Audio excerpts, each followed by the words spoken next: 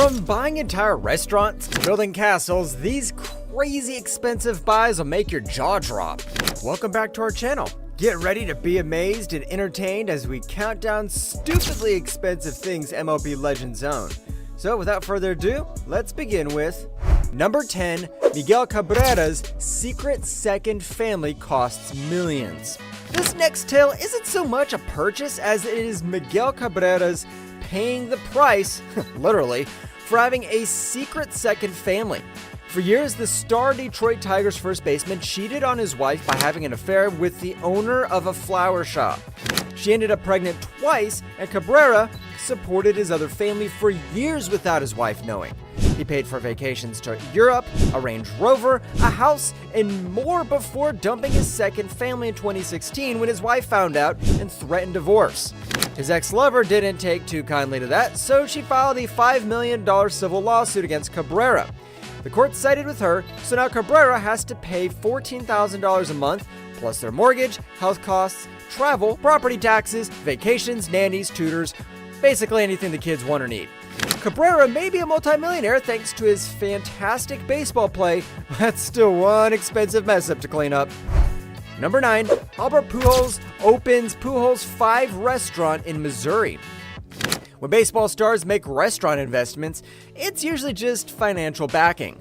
But only a select few like Albert Pujols actually open the doors to their own eateries. As the Dodgers' first baseman, Pujols launched Pujols 5 Westport Grill, a family-owned spot in Missouri. Anyone who has ever owned a restaurant knows it takes a huge upfront investment to get the business up and running.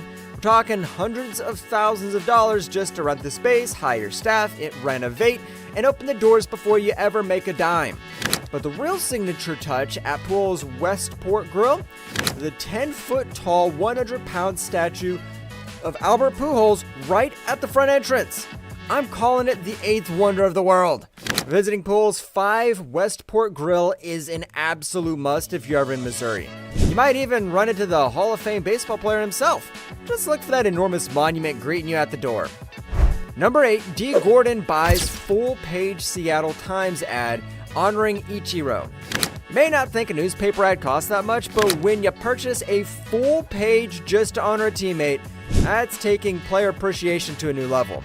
Seattle Mariners second baseman D. Gordon wanted to show his gratitude and admiration for his hero, Ichiro Suzuki, so he bought a full-page ad in the Seattle Times newspaper just to thank the legendary outfielder. In the heartfelt letter, Gordon wrote about watching Ichiro play as a young kid and what it meant to him to get to be teammates with his idol. He first met the baseball legend back in 2004 in Houston, Texas, and Gordon says he jumped up and down with joy when he found out they'd both be Mariners. Getting to play alongside your childhood hero? That's a priceless gift that Gordon wanted to commemorate. Number 7, Rickey Henderson frames his $1 million signing bonus. Sometimes wealthy baseball players do things so ridiculous it just shows how out of touch they can become. Case in point, Rickey Henderson framing his $1 million signing bonus instead of cashing it. As one of the most reliable power hitters and base stealers of all time, Rickey landed a $1 million bonus, but he had a better idea. He didn't cash it. He framed the signing bonus check and displayed it on his wall. That way he could boast that as a super rich guy, the money he makes is more money than he needs. Funny enough, by not cashing that bonus right away, Henderson lost a lot of money. Inflation made his $1 million much less valuable than it would have been. People weren't too pleased with Henderson's arrogance after that, but no one could deny how strangely successful he was at baseball. Just a few months later, that eccentric behavior didn't matter one bit to Henderson, who was still one of the wealthiest MLB players of all time. As he said, if you're talking about baseball, you can't mention baseball without me. If you're talking about MVP, you can't mention MVP without me. Number 6, Randy Johnson's $7 million Arizona mansion. In the sport, this guy is a true legend. As a towering left-handed pitcher, he struck out all the top athletes from the 80s to 2010. He's huge too, over 2 meters tall at 6'9". At his appropriately named Paradise Valley, Arizona mansion, you can find Randy Johnson. Instead of a lavish waterfront place like Howard's, Randy paid $2.7 million for the property. Rather than opting for a modest 25,000 square foot pad, Johnson went big. We're talking over 5 acres of land surrounding this estate. The mansion recently sold for $7.3 million. He's got a tennis court, gym, 2-bedroom guest house, and swimming pool. It's not even getting into the poker room, fireplace, billiards room, and home movie theater. You could spend weeks here and still not run out of amenities between the gym, tennis court, pool, and more. Can't beat the boredom? No problem, the man has a wood-burning pizza oven, and we're not talking in his kitchen. It's in his pool house. Number 5, Mookie Betts and his $7.6 million Encino mansion. Right after securing the bag with a 12-year, $365 million Dodger contract, newly minted World Series champ Mookie Betts bought his stunning property from former NFL coach Chip Kelly. The 2-story, 9-bedroom, 10-bathroom estate set back $7.6 million. With a home theater, pool, spa, and even a candy machine, this place has everything you could ever want. Mookie has consistently been one of the best all-around players in baseball, so he earned every penny of that huge deal. And this $7.6 million Encino oasis seems like the perfect spot for one of the game's brightest stars to settle down. Number 4, Derek Jeter buys $16 million lot in Coral Gables. While $16.6 million may not sound like much compared to, say, $1.5 billion, it's still a whole lot of dough, and that's just for the land to build this mansion on. In addition to his gorgeous lakeside castle mansion in New York, Jeter also owns this pad in the ritzy Coral Gables area of Florida. Jeter will be living next door to some very wealthy neighbors like Dave Barry and Pat Riley in the exclusive gated community. The property Jeter bought has 2 docks for massive yachts and 2.5 waterfront acres. And from this future home, Jeter will be nice and close to his beloved Miami as part owner of the Marlins. Famed architect Cesar Molina would build a 20,000 square foot villa for Jeter, complete with a huge, gorgeous white pool and a stunning white veranda. Number 3, Ryan Howard builds a $16.5 million dream mansion. Overlooking the Azure Ocean, Tampa Bay is home to an incredible 46,000 square foot estate that Ryan Howard custom built.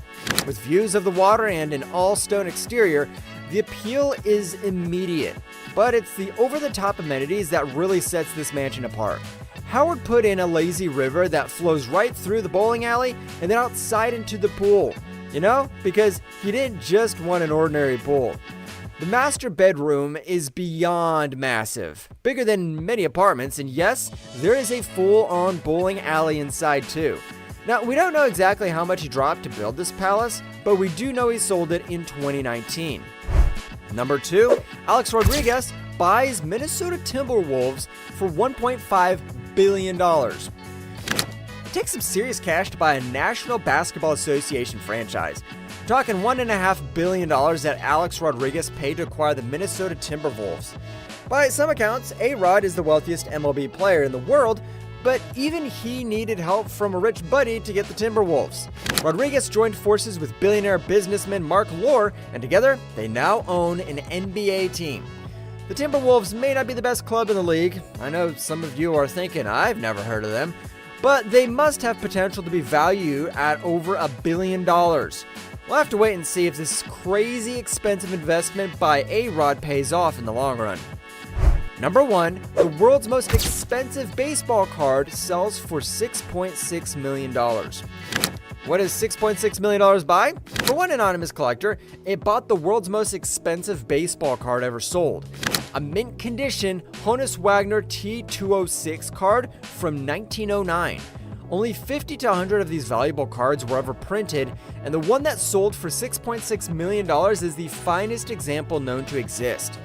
Printed by the American Tobacco Company in 1909, the Wagner card was pulled from circulation early on because Wagner didn't want kids buying cigarettes just to get his image.